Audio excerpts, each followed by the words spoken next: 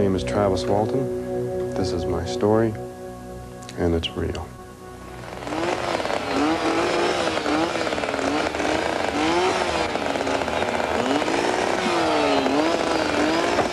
Meet Travis Walton, a man who is about to take a unique and terrifying journey.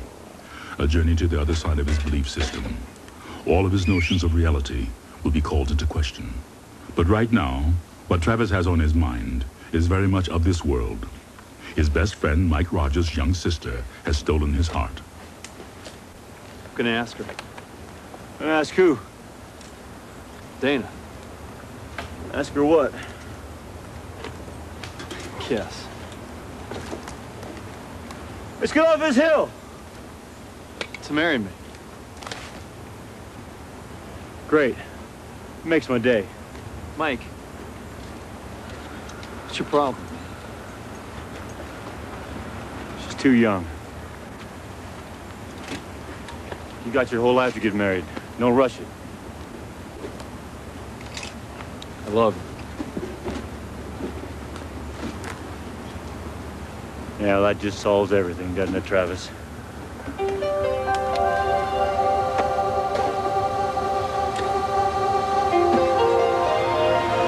At first it seemed just like any other night as they headed home from work. What's that? I don't know. Maybe it's a forest fire. I don't see any smoke. Yeah, well, what the hell is it? Get closer to it, Mike. Get closer to it.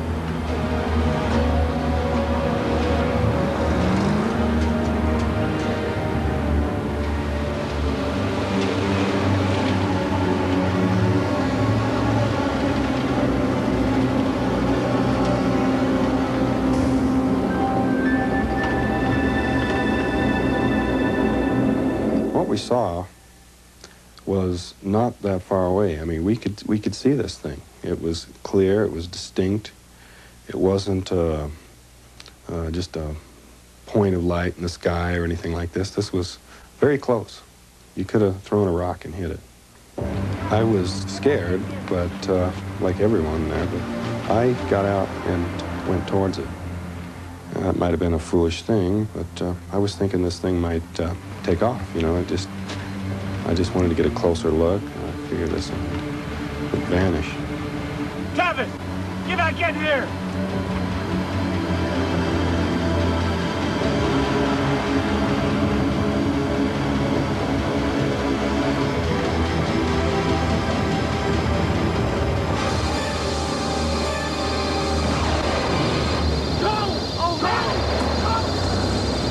Did you see what happened to him?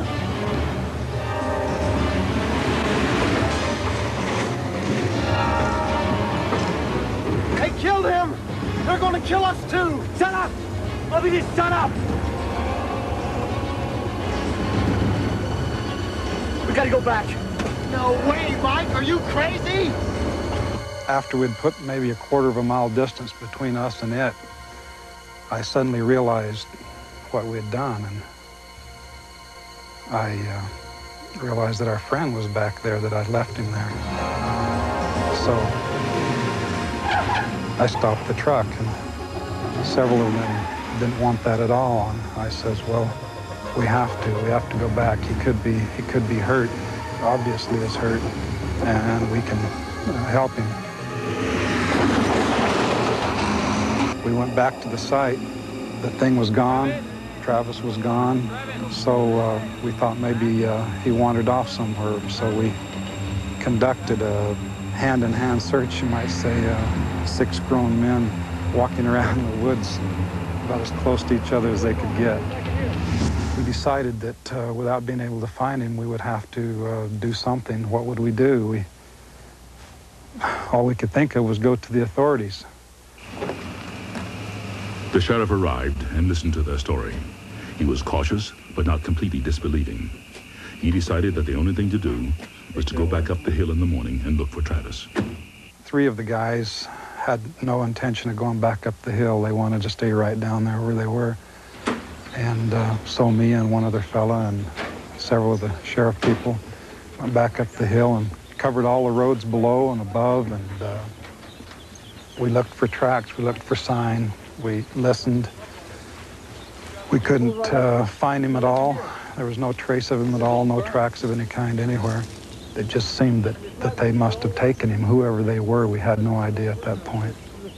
It's only maybe 100 feet or so away from us.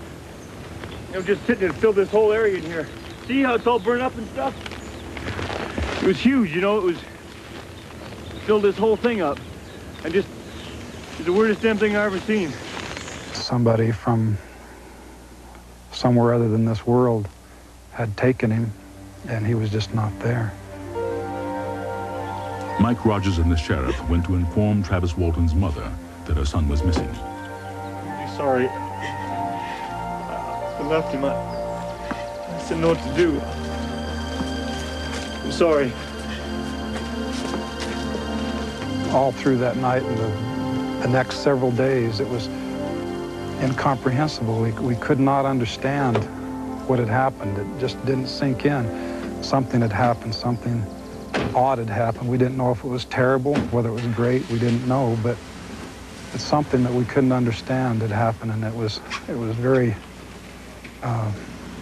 traumatic, very traumatic, the most traumatic event that I've ever encountered.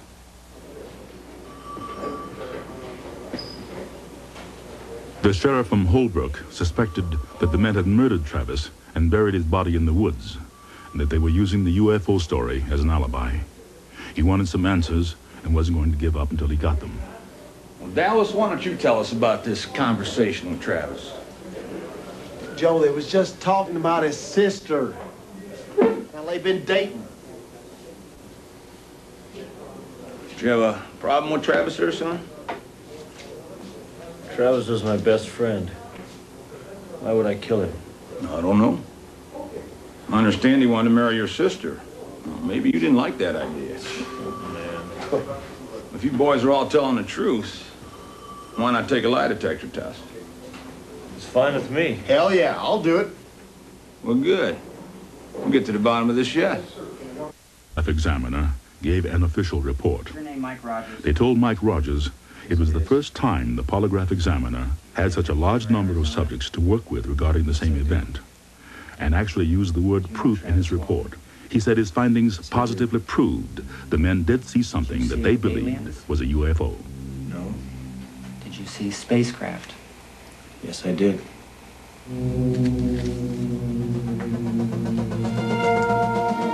Later, Travis returned with a remarkable story.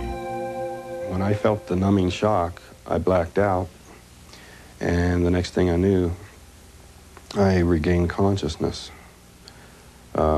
Not quickly, sort of gradually. My head wasn't real clear. I was in a lot of pain. I was laying on my back. I didn't know where I was. I remembered what had happened in the woods as I was regaining consciousness. I was trying to figure out what I was and what was going on. I thought maybe I was in a hospital or something, that I'd been hurt.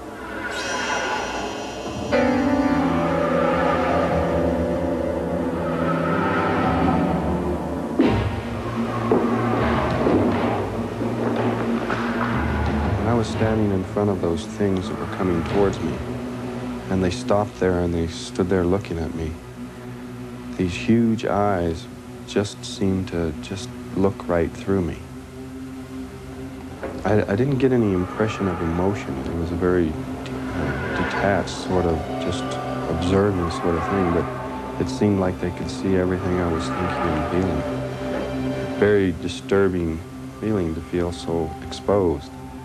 These huge eyes looked at me, and when they blink, and on an eye that big, the eyelid just slid down and opened like a window opening and shutting, and it just had the strangest sort of feeling. I couldn't bear their gaze.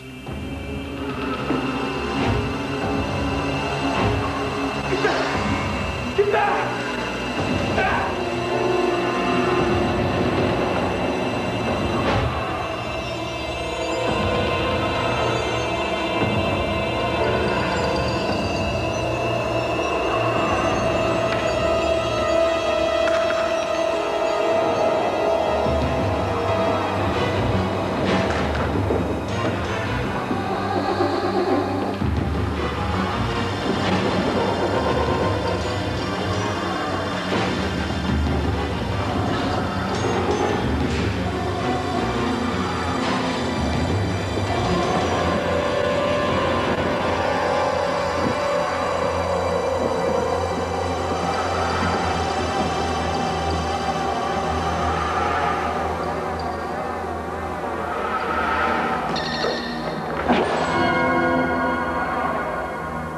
was a lever there, and when I moved that, the star pattern appeared to move.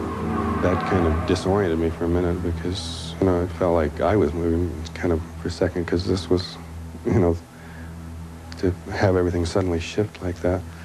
But I figured I'd better quit messing with that. You know, I had by that time surmised that I was in some sort of craft and connected it to what had happened before and figured I might crash this thing or something.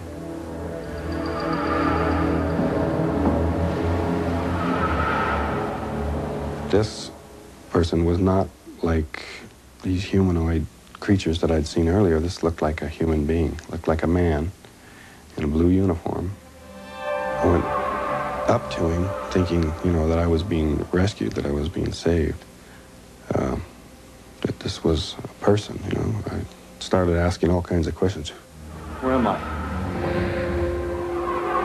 I mean, where are we? And who are those things that I saw? Talk to me.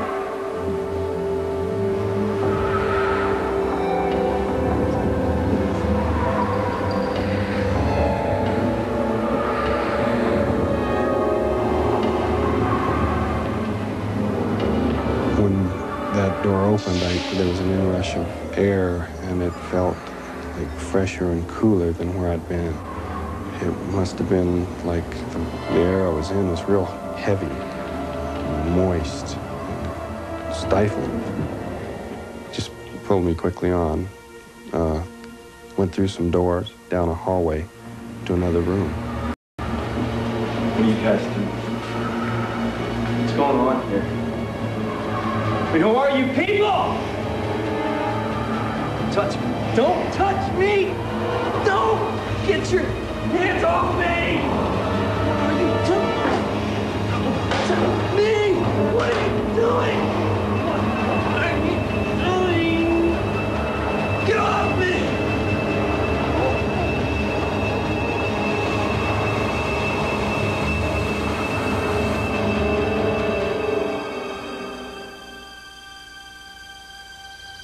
5 days had passed before Travis returned. He was asked to take a lie detector test. He too passed. Little did he know that this event would cast a shadow over the rest of his life. Many believe he is a man of courage, while others accuse him of being a liar.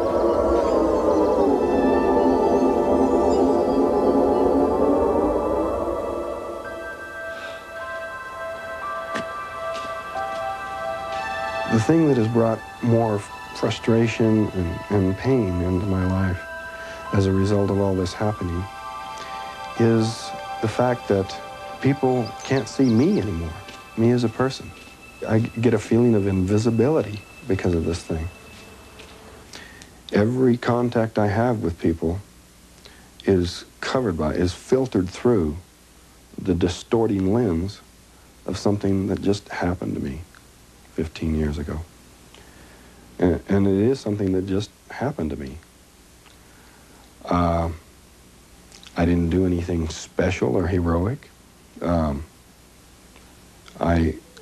not a hero or a celebrity any more than I'm a deceiving rascal or a crackpot space cadet sort of person. I would like to be seen as myself rather than in terms of this thing that just happened to me. It could have happened to anyone.